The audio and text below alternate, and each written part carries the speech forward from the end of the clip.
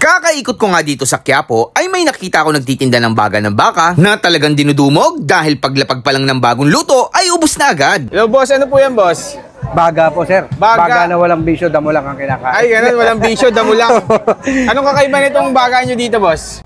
Ito kasing baga natin, piniprito natin yan ng mga 2 to 3 minutes yan. Pero yung lasa niya talaga, Siksik talaga. oo. Pero dito sir, malalaki. Parang Ay ano, solid to pag kinain to boss.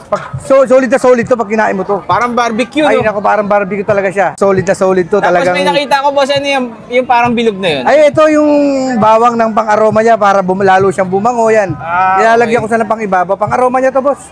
Balita ko boss, ano, hindi na tumatagal dito yan ang paglagay Boss, pagkalagay pa lang ganyan, pagkalapag siguro matitira dyan, 5 piraso hanggang 10 piraso. Sige nga boss, para sample nga natin. Okay. Yan sir, kailangan medyo mamula-mula siya para ano. Oo. Lalaki ng hiwa ng baga nyo dito, kakaiba. Ayan no.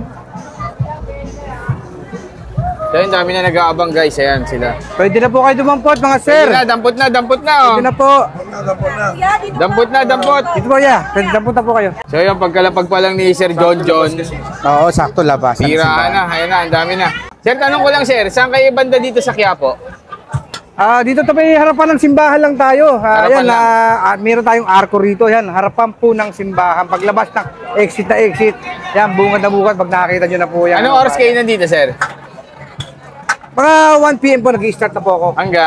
Hanggang siguro di naabot mga hanggang alas 6 lang po. 4 to 5 hours okay Ngayon na po. Sunday guys, so sobrang daming tao talaga. Maraming tao po talaga kasi. So mamaya tikman natin yan. Nakabaso sila dito sir, walang sausaw na sir, no? Wala pong double beef yan. yan. Dito, no? Yes sir. Sa akin na individual safe. yan, individual yung ano natin, paglalagay ng suka. Alright, yan. Sige sir, kuha na ako dyan, order ako, thank you. Sige sir. So bago tayo mag food tripan, syempre kasama pa rin natin yung ating Grain Smart Rice Coffee guys. Ayan, ang Grain Smart guys, tandaan nyo yung orderin nyo.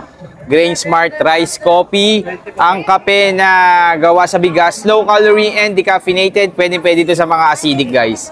So tikman na natin yung baga dito ni Kuya John, wala daw bisyo to damo lang, damo. Dito lang yan guys sa tapat ng simbahan ng Quiapo, ayan. Dito sila sa may arko, makikita niyo si Kuya John.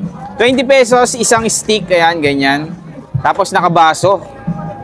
Ang lalaki nung nila dito nung tawag dito. Ang lalaki nung kanilang hiwa ng baga dito. So yung mga kadalasan nakikita natin talagang maliliit lang. Ito, makakapal. Parang baga ng tao to, sir. Ang laki. Ayan, tingnan natin, guys. Malambot, guys. Tsaka ang lasa niya. Sarap. Ang bako. Pwede itong pang-ulam guys. Ang sarap ng lasa niya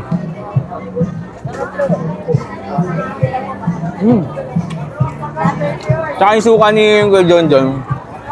Bagay na bago sa ano? Bago. Tagal na ito kaya John? 6 months na. 6 months pa lang. Kaya pala ngayon ko lang nakita ito si Kuya John kasi Ang una kasi gulaman. Talaga yung nagpasikat. Ayan, gulaman lang sila dati.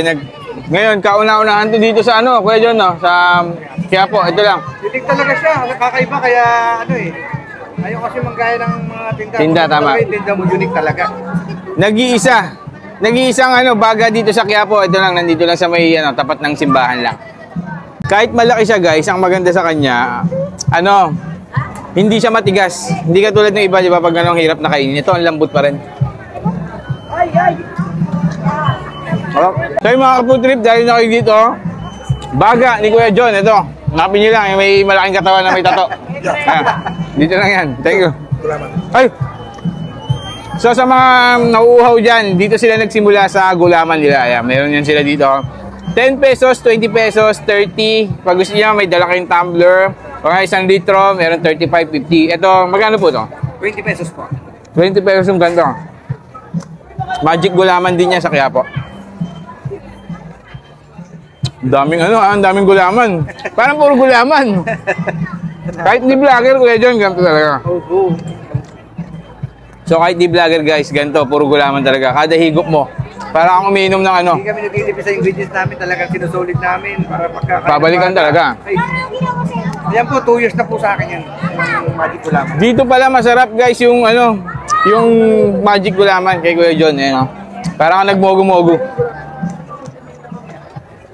Walang powder, walang powder. preservative or mga magic sugar. Talagang original na suka lang ginagamit ko dyan, boss. Talagang hindi tinipid sa ingredients na boss. Tama. So yung mga ka-food trip, dahil na kayo dito, thank you.